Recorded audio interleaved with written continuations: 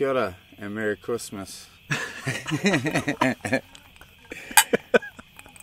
fucked that up, but we'll keep it. Welcome back to Naughty Boy Fight Picks Special Edition. You might have seen the preview. You might have. We're lost in the woods still. Yeah. Looking for dick pills. Yep. Looking for Turinabol. Anything that will help us perform this week. Like we got a big week of Nonsense. Ahead of us. So, you know, we just want to be the best athletes we can be. And we're chugging down a lot of whiskey too, so we need something for the recovery. Yeah. Thanks to our sponsors at Coleman's Lumithium lamps. Yeah. Just keeping us in business, keeping us hydrated, keeping us illuminated. Yeah. And we hope today's going to be illuminating for the guests at home. Yeah, big news out this week, but we'll get to that later. We're not going to start with that because that isn't that fun. Bit of housekeeping. The live chat went great. Well, we thought so anyhow. Did you like the live chat, Matty? Love the live chat. Yeah, it was pretty sick. Love having that interface with the customers. I feel like I reach out and just strangle them. Do you start talking about interfacing with the client once you put those glasses on? Yeah. Is that what happens? And I'm your co-host, David Blaine. So yeah, we're gonna following UFC 232. We might be fucking hammered, but we're gonna do the live chat again, and we'll open up the super chat so people who are familiar with that, you can have your comment or question prioritized by giving us money. So we'll see if anyone's game, because I'm game. I'm always down. Yeah. On that note too, we'll probably be looking at, like, once this gets heaps iller, doing a Patreon next year too. So, and we'll figure out some cool rewards that make it worth people's while. Other notes, we're gonna do episode next week, which will be our Naughty Boy Fight Picks End of Year Awards. Yeah.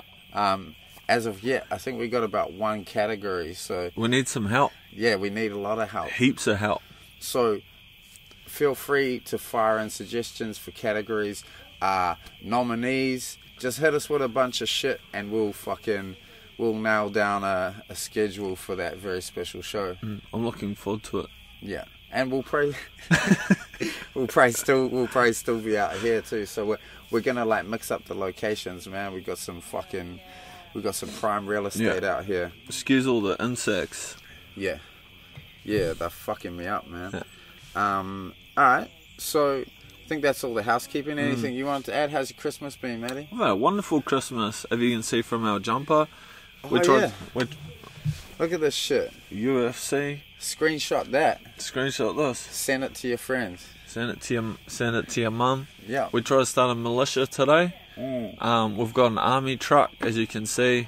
Got ourselves stuck in the woods looking for dick pills. And for sake of any other actual worthwhile cause, that's just going to be our militia. Yeah, hustling for dick pills. Nearly lost a drone. What else? Yeah. We ate some cheese. Oysters, some hard cheese, some soft cheese. Had a swim in the river. Christmas is tight, eh? Yeah. Christmas is so tight. I fucking love Christmas. And so I was gifted this present from Lani and Matt. Somewhat Matt, probably more Lani. Yep. And I was pulling it out, and I was like, oh, Christmas jumper, that's something Matt would like. And then I saw the UFC on it. It changed fucking everything, man. You know, I've never been known as a shrinking violet. Man, you see that logo? You see those three letters? The UFC? UFC? What's that? I don't know. That's what Eugene S. Robinson calls it. He calls the UFC the UFC. He calls Dana the bald one. He's got a few other, like, Eugene S. Robinson isms. These are the best Christmas jumpers getting around, I reckon. Fucking no doubt. Too bad it was fucking 30 degrees Celsius today. Yeah. Well, the thing about this jersey, it lets people know, right? It's like, yeah, You're festive. In the spirit. I'm festive and merry, but I'll also fucking ground and pound the fuck out of you if you test me. That's right. Christmas beatings. Yeah, you try pass Christmas me. Beatings from our family to yours. Yeah, you try and pass me under some mistletoe, man. I fucking, like, Peruvian necktie you. Yeah. Shout out to Cal Potter for teaching me the mud pie grip last week. Alright, should we get into this fucking main card? Let's get into the main card. Just before we do, though, may I say, we're outdoors, so I could fucking smoke cigarettes. And it's Christmas special. Do you mind, Matt? I don't mind if you smoke a cigarette. Alright, let's look at this main card. What do we got up first? Oh, it's a fun one. Right? I don't know, I can't see the card.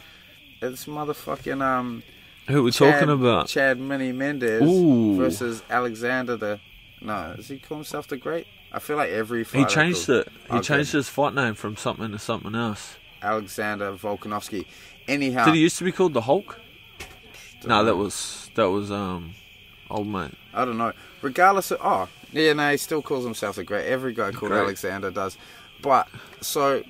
Right, not a great fight name, but the Game of Thrones heavy metal version walkout music is off the hook. It's pretty good, eh? I fuck with it heavy. I love this little prick. Yeah, he's good, man. What do you make of this fight, Matty? I've been a massive fan of Volkanovski for a long time. Like watching him kind of come up through the circuit here. Does everyone know that this dude used to be 90 odd kgs playing professional rugby league? Crazy. I think you might be able to find some footage of it, which is why his like butt and his legs are so massive. I just love this guy's style. I love it. I love that he can take the fight anywhere he wants, and he is really clever in terms of dictating where he fights the fight. I particularly love his work punching into the clinch, his work at wrestling and staying active in the clinch, and then how he strikes coming out of it. I love that shit. So good, like his transition game, right? Incredible. So good. He's got so many dangerous attacks out of the clinch too. Yeah. Knees, spinning elbows. He's landed a ton of those. Yeah. Remember he fought that Japanese dude? What was his name? We're drinking Japanese whiskey, so it eludes me right now. Yeah. But I think it might have been in Auckland or one of the Australian cards, and he landed about 5 or 6 spinning elbows on him in the fight. Yeah. Whew, out of the clinch. Mean. Do you fancy him here against... Mendez looked fucking great in his last out against Miles Jury. And given the layoff, given the reason for the layoff, I was kind of fancying Jury in that fight. I thought he'd been looking good in recent times. And kind of looked the way I thought it would to begin with. And then Mendez landed that fucking massive overhand right. And I was like, so it's the same punch you see Struve get knocked out with. James Vick versus Justin Gaethje. Tall dudes who have sus defense are susceptible to short, powerful strikers, right? Yep. I think about Mendes' his only losses. Aldo twice, McGregor, and some other motherfucker. Who was it? Did he lose against Holloway? And someone else. I think he's only had like 4 losses. What does it say there? Yeah, 4. I can't remember who the other one was about. So, top flight competition. But I think Volkanovski is that. Same. I truly do. And I don't see him. I don't see him eating the same kind of shot that a Miles Jury would, because he's even though he's a short guy, but he sits down as well. He sits down with his chin tucked. Yeah. He's really good at getting into the pocket without getting hit. Yeah. And Mendes then. If he can't knock you out with one shot, he'll try and wrestle you. And I reckon he made his match in MMA wrestling versus Volkanovski. Yeah. Volkanovski's got not your classical wrestler, but he's got sick MMA wrestling. Right. And I see Volkanovski taking this to a close decision. So we're seeing Volkanovski's offensive wrestling, right? Have we seen his defensive wrestling? Yeah, fucking no, especially in the clinch. And Mendes will try and hit guys out in open space as well, but Volkanovski's distance control and his elusiveness in terms of his lateral movement outside of the pocket, I think we'll kind of see him through. And if Mendes does kind of put in a lazy shot, I think Volkanovski can catch him on the way in too. Yeah. I think I'm like right alongside you in that. I'm liking Volkanovski in that fight. I just feel like he is on a tear. Last couple wins have been really good ones. Well, all his wins have been good, but the competition's getting tougher and tougher. Mendes is a huge test. Mendes ranked number 5, and I don't know, Australasia's getting up there in a few divisions in terms of the title picture now, and Volkanovski I feel like is going to be the next guy. So I got Volkanovski taking a decision. Hard. Also. Cool. Next fight of the night. Another interesting one. Man, this whole card, there's a lot of really like interesting or difficult to call fights. So this next one, Ilir Latifi versus Corey Anderson. Corey Anderson, big knock on him for having a glass chin, but recently he's fought really smart and has avoided, I guess, getting knocked out and taking some guys to decision with his like really good cardio, putting a pace on people. His striking looks improved. But Ilir Latifi, what's his last 2 wins? Tyson Pedro and then someone else. It's one of the old school guys. OSP? Old school. Yeah, he beat OSP. OSP, yeah. So pretty good wins there in this division. What do you make of this, Matty? I'm not really too sure. When I kind of looked at this one and I kind of thought about how the fight might play out, I'm a little bit unsure because like both exceptionally good wrestlers, and sometimes when you have that, you can kind of end up with they kind of neutralise the threat of the wrestling, and it kind of turns into a bit of a striking match. Yeah. And these two don't really mind doing that anyway. Yeah. Because they back their striking. They both got good striking. I think if they're going to play, and like when you think through it, and I think if you start playing that game with Latifi, and your chin's been questionable, and you're also susceptible to the sledgehammer, which tends to come up and over, and you're a big tall guy who can get backed up on the cage, I start to kind of lean towards Latifi catching Anderson with something big, and this being a KO TKO. But it's other than that, it's kind of hard to see how this one will play out. Yeah, I agree. I think Anderson needs his wrestling to work in order for his striking to work. And I don't think the wrestling's going to work against Latifi. So, yeah, like you say, I think it's going to end up standing without the threat of the takedown. I think Anderson's going to find himself in trouble on the feet. I like Latifi for a KO as well. Round 2, I'm going to say, but who the fuck knows? Who the fuck knows? I'll go round 1 knockout. All right, I'll go in 2. Shout out to our sponsors at Coleman Lamps. Oh fuck yeah! How good is that? We're lit up like fucking Halloween at Christmas. I mean. Next fight of the night, another fucking really the next fight? tricky one to call. We got Ooh-wee. Carlos, the natural born killer Condit, versus Michael Maverick Chiesa. Yeah. Oh, Carlos, the natural born killer Condit, hasn't been killing anyone recently. What is he now? 1-4, 1-5. It's been a really bad run. Yeah, really bad run. Yeah. Really, really bad run. But still love watching him fight, man. Yeah. Like whenever I see Carlos Condit on a card, I get excited about it. And I was really bummed that Chiesa didn't get to fight on the New York card because of was it the New York card because of the cut from the bus incident? Was that Chiesa? Yeah. God, I love watching this guy fight too, man. But yeah, I don't think Chiesa's going to fuck around with Condit too much on the feet in this one. He knows what his game is. He's really good with those massive ass long arms at just snatching a leg, and he tends to use that to get into the clinch when his with his body low. He tends to get below the hips and suck people down. Yeah. And he's so quick at sinking a hook, and he's so quick at grabbing the chin.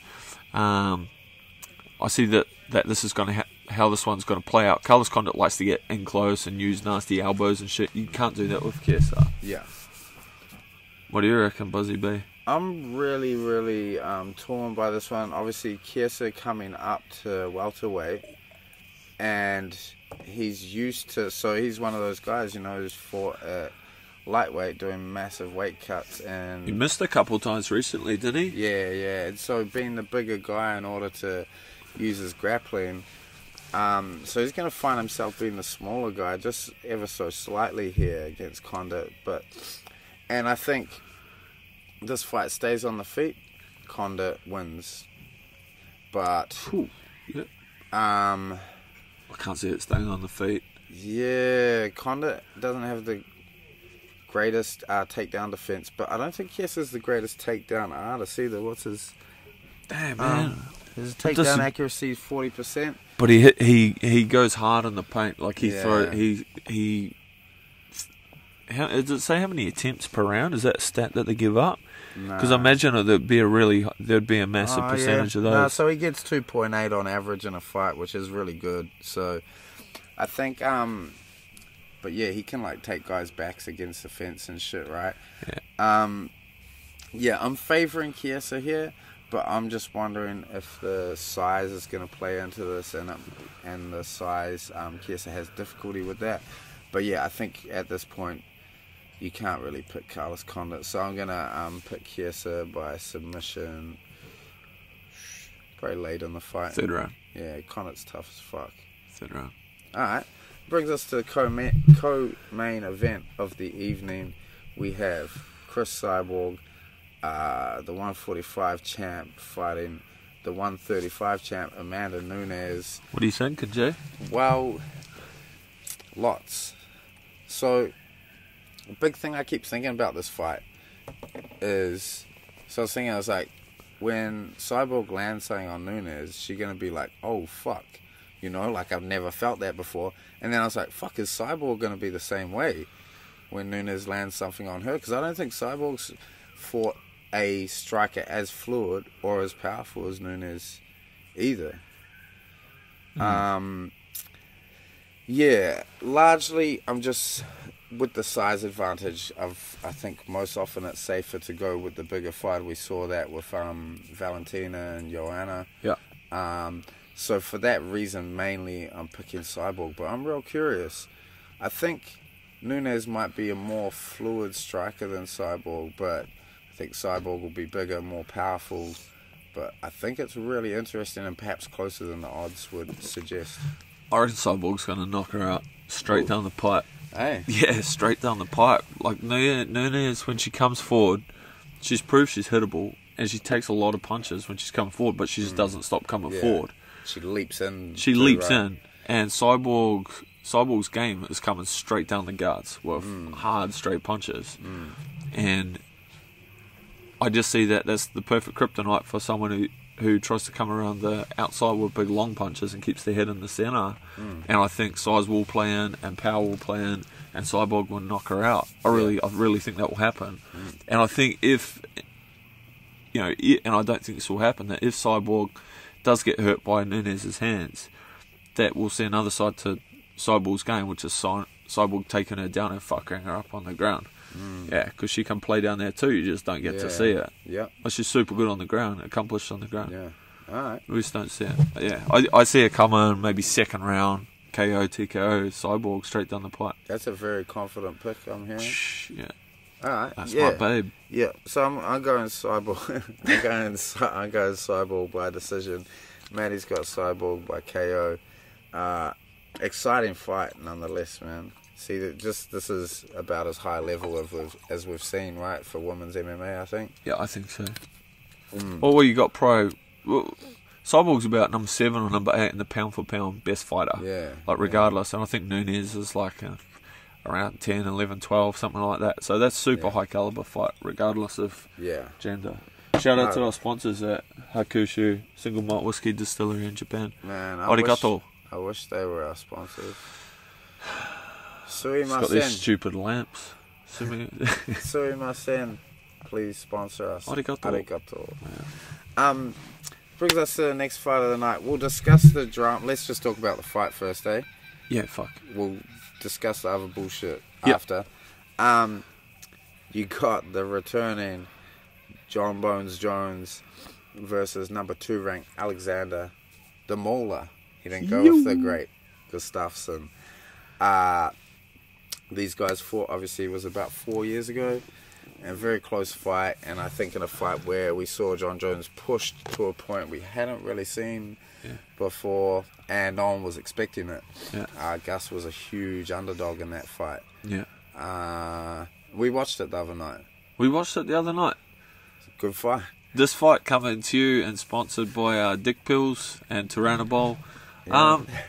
We watched it the other night, and like so many people say that they've watched it back and that they can't see how John Bones got the win. I'm the opposite. It was close, but I watch it back and I can't see how you couldn't give anything but Jones the last 3 rounds. Yeah, agree completely. Like, because he hurt him. It was the 3rd round where he visibly hurt Gus, right? Yeah, he was running away from him. And apart from that, the round was kind of like half and half, but Jones hurt him, so it's like, it's his round. Yeah. Effective striking, grappling. That's the first criteria for judging. So Sure. effective striking, it doesn't get more effective than knocking people out, then hurting people, visibly hurting them. So There's one thing that you can say about John Jones, and that he knows how to win a fight, and it might not be in the first couple of rounds, but he'll find a way to win. Yeah. And so will his corner too. There's another thing you can say about him too, is he knows which service stations have the best dick pills. He knows which ones have got a fucking smorgasbord of dick pills. Yeah, so shout out to Luke Thomas from MMA Fighting. I'm sure a bunch of people that are watching this have seen it, but he did a great piece on John Jones and why he can fight close with opponents oftentimes and then take over the fight by making adjustments and changes during the fight and between fights as well. So he was talking about rematches and DC and that sort of stuff. So yeah, I think that's what a lot of people are relying on, is that Jones will be better in a rematch, and he won the first one. He will be the more improved fighter here. Gustafsson's actually been out for longer than Jones has, which sounds crazy because Jones has just been fucking up so much and has not been fighting. I'm picking Jones. I think by decision again. I think. Fuck, that was a pterodactyl, not an insect. Yeah. It's wild out here.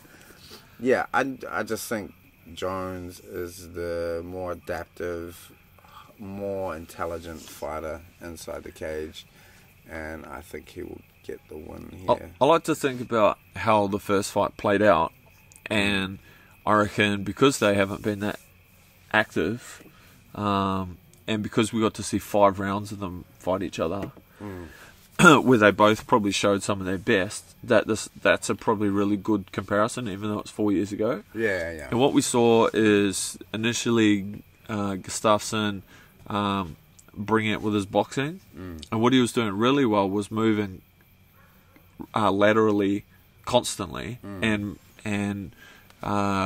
really mixing up the directions he was travelling, and then stepping forward with that right hand. And he doesn't just drop his hip behind it. He actually almost switches to southpaw, like a Lyoto Machida switching from southpaw to orthodox, coming forward with that left hand. And that was what was catching Jones, who has a tendency to slide out of the way and make subtle movements with shoulder leans to evade the punch. And when someone's covering that much distance, stepping forward, it's easy to kind of land the second or third punch on them, which was Gustafsson. I think where that started changing is when John started, every time Gustafsson went to his right, Jones would kick high off the switch. And remember, he landed quite a few head kicks. But he also kicked the shit out of that right arm. And I don't care what you say, getting constantly kicked with a good switch kick to the arm is like getting hit with a baseball bat, and it takes the power out of your arm. We started seeing that happen in the third. The other thing that he was doing is when Gustafsson would go the other way, when he would go to his left, he'd either spin kick him repeatedly to the body, and some of them were quite good ones, or he would kick that leg, elliptical kick and oblique kick, and inside leg kick. Now what that happened, after a couple of rounds, Gustafsson stood still, and John Bones was able to tee off on him with a lot of front almost karate kicks to the gut, and just slowly took the wind out of him. And then what you saw after 3 rounds was Gustafsson start staying still, and John also forced Gustafsson to defend takedowns regularly, and they accumulate and they have an effect. And he finally got one on like the 4th with the outside leg grip, and that's an example of like the long game that John plays. So many nuanced things he did in that fight, like later in the fight. So another one, because like Gus showed such good initiative early on by like answering every kick like Jones threw, and like closing that gap and getting in and landing punches. So another thing Jones did, instead of like angling off later in the fight, he would throw the kick, and then he would come forward after the kick and land elbows in close space when Gus was moving in to make him pay for like throwing the leg kick or whatever kick it was. And he grabbed the tie clinch, and John Bone Jones is probably the best in the UFC at working from the tie clinch. Just subtle elbows, knees on the break. You watch every time in this fight that they wrestle or even engage in a grapple, John will throw a knee from some kind of angle. Yeah. Something else he did really well in that fight, when he got Gustafsson still, he would inside leg kick, move around, he'd kick the body, and he'd kick the head. He was like really mixing up his kicks off each side, and by the end it had Gustafsson kind of like a deer in the headlights. He started teeing off. Interesting point Luke Thomas made on his thing this morning that I listened to that I haven't really like thought about, but it's quite obvious when you think about it. It's like Jones rarely throws in combination, but what he does do is mixes up the targets and the weapons heaps. So like, although he doesn't throw in combination a lot, his strike is still real effective for that reason. And I was like, oh, holy fuck, yeah, he doesn't throw in combination really, hardly ever. No, but he still sets them up. Yeah, so he's a master at setting them up. So yeah, you're liking Jones in this? Jones by decision. Yeah, I think Jones by decision again too. Although, I'd love to see Gus. I'd love to see him fucking smash his head in there. Same. But, alright, so now and we ain't really discussed this too much, Matty. And we got to do our Fuck Your Face Up segment. Cue music. If you acting like I couldn't kill you on the track. Welcome to the Fuck Your Face Up segment. Naughty Boy Fight Picks. I'm your co-host, here. David Blaine. I'm your other co-host, David Alexander Gustafsson. We're looking for the fighter on this card with the most annoying face. I took a little look at Ryan Hall for a second, but he's not that annoying, is he? No, Ryan Hall's not that I think annoying. the other Hall's the winner this Uriah. week. Yeah, Uriah Hall. He just looks perpetually, like, concerned, and it pisses me off. It's like... He looks like he'd meet our cousin on Tinder like a couple of days before a fight show in Melbourne and there. He does look like he might do that. I know one that watches this will know who that is. But yeah. So you happy to go off Uriah? Yeah, fuck your face, Uriah. Yeah. We didn't put a lot of thought into it. No, we haven't. Not this time. So it's been a festive week, team. But Uriah Hall, method of victory versus Lewis, just one of those fucking crazy blow dart kicks. to the jugular. blow dart. Blow dart. That'd Yeah. be tight. Do you ever see when he like looked like he'd killed that dude? And like he looked more concerned than ever on that occasion for good reason. But it looked like dude was dead. Yeah. I think it was either on Ultimate Fighter or on the finale. It was fucking scary. I man. don't remember that. He like spinning like heel kicked him in the fucking temple or Oh something. yeah, I do. The dude looked dead. Yeah. And Rest in Uriah peace. Hall was just like already very anxious guy, it would appear. I think there's a large creature out the back of the caravan. I can hear it moving around. It's a little scary. For people that don't know, Australia is a bit terrifying, particularly for us New Zealanders, because they have dangerous animals. Yeah. Like, really dangerous ones. Like man. we're literally in the woods. Yeah. And there is a creature over there, isn't there? It's not Rye Hall. I think it's just the neighbours. If one of us gets hit with a blow dart in the jugular, and it was Uriah Hall. It might have been talking shit about his Tinder dating.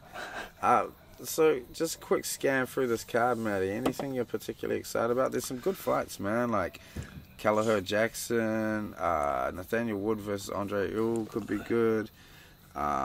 Keen to see Curtis Melender again against Badara Hazara. Some people might kill me for saying this, because I'm not at all excited to see BJ Penn fight again, believe me. Nah, but I'm kind of excited to see Ryan Hall, because he's like, I don't know, I'm like a big fan of jiu-jitsu, and you know, I like kind of high risk, low percentage techniques in the UFC. Uriah Hall, Imanari rolls, dives on legs. Ryan Hall. Who did I say? Uriah Hall. Yeah, Uriah. Fuck your face, Uriah Hall. He don't Imanari roll. Ryan Hall, like with that typical brand of crazy striking that some really good jiu-jitsu guys have, like crazy spinning kicks but with no power. Yeah. And yeah, I don't know. I reckon while it could very well be a train wreck against BJ Penn, I'm kind of excited to see what happens, to be honest. It's a very fucking weird fight. It's so weird. Man, I thought about a poke at BJ Penn because he's paying like $5 or $6 or something in this, and I was like, if he can not get his like ankle ripped off, His ankle's going to get ripped off and taken home But if he doesn't... to Ryan Hall's mother. If It's he going to be don't- put on the mantelpiece. But yeah, see, it's too much of a long shot, because even if he kept it standing, avoided the submission game, he's too old, eh? He's too old, bro. Yeah. He's too old. He's been around, and yeah, Yeah. he's too old. It's a bit sad. I'm also excited to see Peter Yan. Man, there's something in every fight, I think, here. Even if the matchup ain't that great, there's something to be excited about. Except maybe kind of fuck Arlovsky versus Walt Harris there. Fuck Walt Harris. Yeah. The fight that I'm most excited about on this is the Volkanovski-Mendes fight. Yeah. I same. love it. I love Same. it. It's just going to be, I reckon it's going to be an absolute ripper. Yeah. I mean, Jones-Gus, it's hard to go past that, but now it feels a bit tainted. Yeah, I'm excited. Don't get me wrong, but yeah, Volkanovski-Mendes, that's the little pocket, that's the sleeper, the little pocket rockets on this card. Yeah, very fucking exciting fight right there. We'll move on. There's what do we got next? Did I thank our sponsors at Coleman Lithium Lamps? No, I don't think you did. Oh, Do you want shout out to the bros. Shout out to the bros. Coleman? Yeah. Coleman what? I don't know. It's got about 25,000 two consonants. We should learn the whole name. Alright, this week I'm not going to forget my bets. I'm not going to let the people down like that again. Oh, and like we said, I said the other week that we might do a more comprehensive breakdown of the whole card for this thing. We didn't get to. We've been busy. We worked right up till fucking Christmas Eve. Then we came out here. So once again, my apologies. But I think we got a couple... We got a couple weeks before the next card. I'm really going to try and dig in this time and get some comprehensive picks and betting shit going down for the phone card. But so, just to quickly run down for this card, I've got 2 units on Volkanovski versus Mendes. Got them at $2.48. I've got 3 units on Kat Zingano to beat Megan Anderson, because Megan Anderson is as slow as fuck.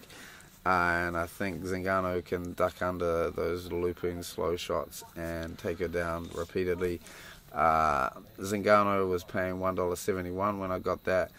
And I've got 4 units on Andre Ewell to take out Nathaniel Wood, because I think Nathaniel Wood's a bit overrated. It's got the same name as your brother, which is weird. Oh, he pretty much does, doesn't he? Uncle Nathan. Oh, no, wait. Shout out to Uncle Nathan. Yeah, shout out to Uncle Nathan for sure. Eating all the crackers. Shout out to our dad too for Introducing us.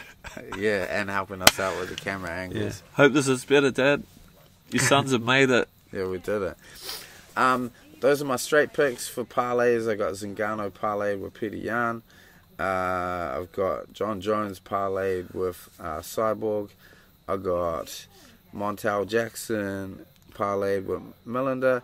And then I've got 3 fight doesn't go to decisions, and those fights are Millender versus Beta Hozada, Wood versus Ewell, and the Andrade versus Yan. And that's a real long play, that one. I got the odds of $6.60. I got 1 unit on that. So if it comes in, that'll be sick. But if it misses, I ain't sweating it, because I'm the wealthiest man I know. And I'm your co-host, David Blaine. Where's this David Blaine shit come from? When we got... So David Blaine was a serial killer in New Zealand who got convicted No, based on his Christmas jumper. Oh, that was... That was David Blaine, wasn't it? Oh, yeah, I think you're right. He What got was I dumped for a thinking? Christmas giant. Who's the magician? I was thinking of the magician. David Copperfield. I'm your co-host, David Copperfield. Fuck, I've just been missing that joke the whole time. I was like... It was a good joke. Yeah, I was like, it's funny he keeps saying he's that magician, but I don't know why he's saying it. It's like, he ain't done one fucking magic trick this whole episode. I made the axe fall down. I can make your money disappear if you follow my betting tips, so... Like how I got these David Blaine goggles on and I get these corks in the eyeball. So that's a traditional Australian hat there. It's like kind of like Australia's version of the one Habib wears. Yeah, it's good for getting rid of all the insects. Yeah. What are we doing? I'm going to light Naughtiest up a cigarette. boy. Yeah, and we're going to do Naughtiest Boy of the Week. We need a big pause here, because we're playing a big, long... Oh, I'll just chuck it in. Right. Scumbags, bozos, 4 cowardly little thugs, 3 stooges, 2 fat women and a man with a gun, a false beard and a turban. This little germ, lunatic, bungling idiot, creep, thug, mongrel should have his picture next to the word dumb in the dictionary. Now this... Okay, so completely contradicting... Fuck that, getting your glass. Yeah. Completely contradicting ourselves again, where we're like, oh, naughtiest boy is usually, you know, something admirable, or, you know, kind of brand naughtiness we can get down with, so to speak. I don't get down with dick pulls. Nah, neither. I think I had some back in the day. I used to manage a sex shop. Another story for another time. But yeah, obviously this week's naughtiest boy of the week is fucking Johnny Boney Joni. An apt nickname for a guy that needs dick pills, right? Or perhaps the opposite of apt. True. John. What is that? Softbone. What is that? Jones. Nothing. Yeah, I don't know. What a dick. Yeah, I got a bunch of shit I wanted to say about this. One was, I think Jack Slack did a great tweet about this, where he was like, because heaps of people jump on that defending Jones, like, oh, he's not a cheat, he's the best of all time, blah, blah, blah. And Jack Slack was like, if you enjoy watching John Bones Jones fight, just say you enjoy watching him fight. You don't have to, like, pretend he's not a drug cheat, because it's kind of, at this point... Shit cunt.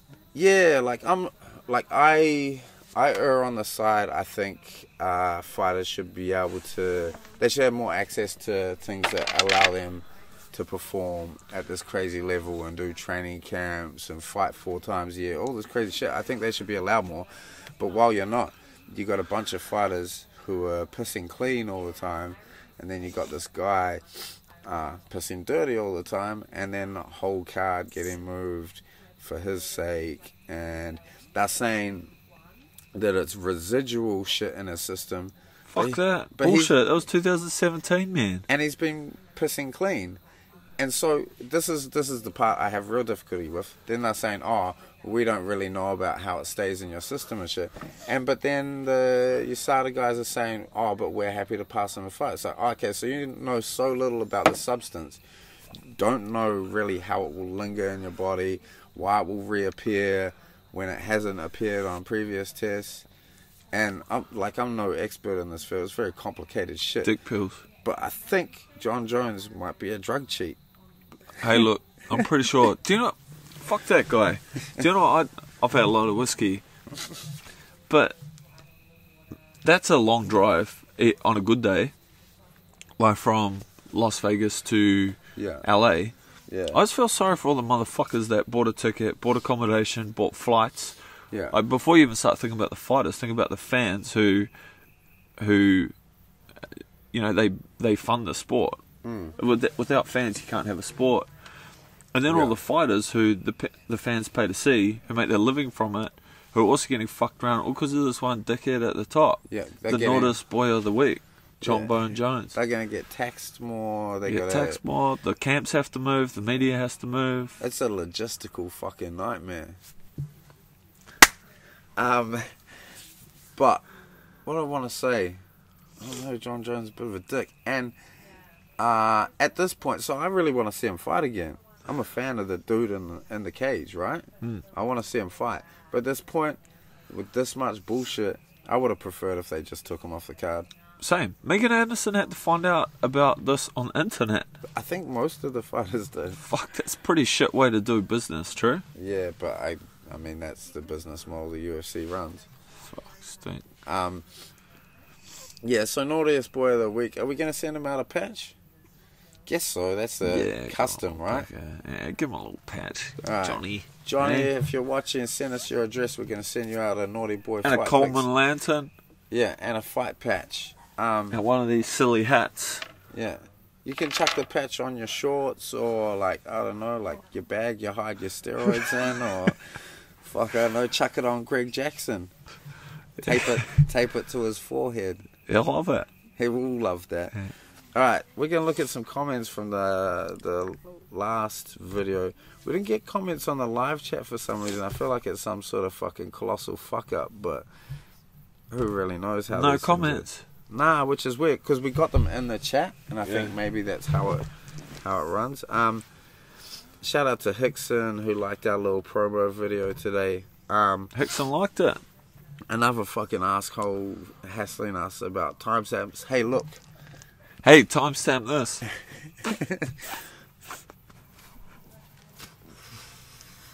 Yeah. Shake appreciated the adjustment to the volume, so let's remember that. Who did? The bro who hit us up about the volume. Oh, all good, G? Yeah. You Got Soul says, who is the elf and why does Santa shave his head? I think that was a reference to the jacket you were wearing in that episode. It was like a red and yellow, and What jacket was I wearing? it was many colours. Oh, yeah. I'm a shrinking violet. True that. Dennis says, cheer the boys. Cheer Dennis. Cheer Dennis. Oh, and My he said, sweet boy. hashtag My war. sweet boy. Hashtag war hangman. Yeah, damn. Big D. Nick Diaz. I'm assuming this is the real Nick Diaz. What's up, Nick?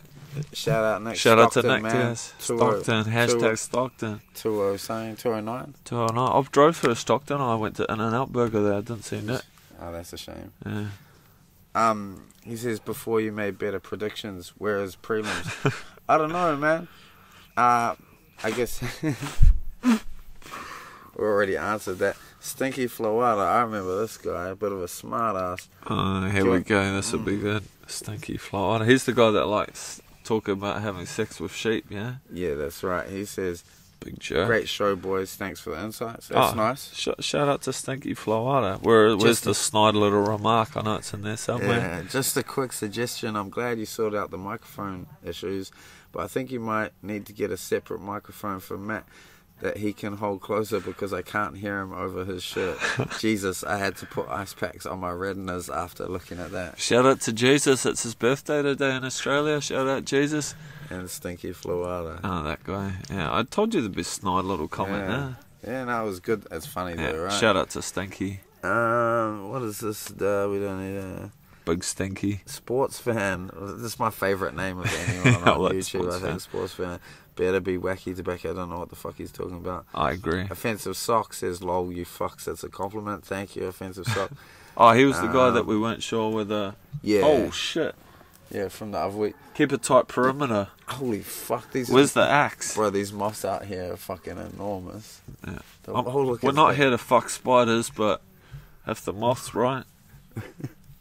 But we could. Alright, so that pretty much brings us to the end. Hit us with some comments. That just flew straight into your head. We'll respond to them on next week's video, which is the big special, which reminds me, send us through your categories, your nominations for our Naughty Boy Fight Picks End of Year Awards. Yeah. And also get with us at the live chat recap straight after the event this week.